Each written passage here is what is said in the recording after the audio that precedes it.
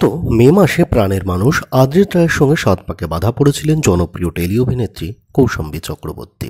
দাম্পত্য জীবনের মাত্র 2 মাসের মাথায় চক্রবর্তী পরিবারে নেমে এলো একরাশ শোকের ছায়া।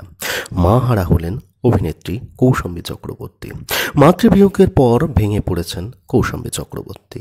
মাতৃবিয়োগের পর সামাজিক মাধ্যমে পোস্ট করলেন অভিনেত্রী।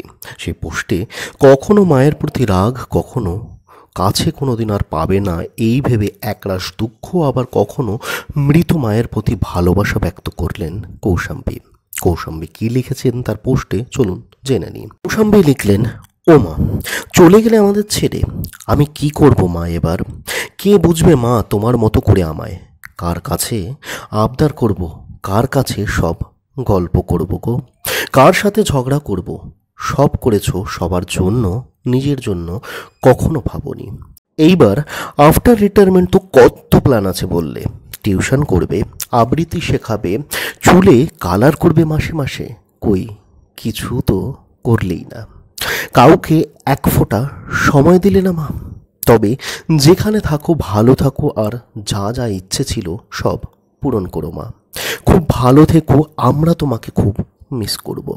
আর এটাও জানবো তুমি সব সময় আছো আমাদের সাথে। I love you mama, you are a true fighter. কৌশাম্বীর মায়ের আত্মার শান্তি কামনা করি আমরা।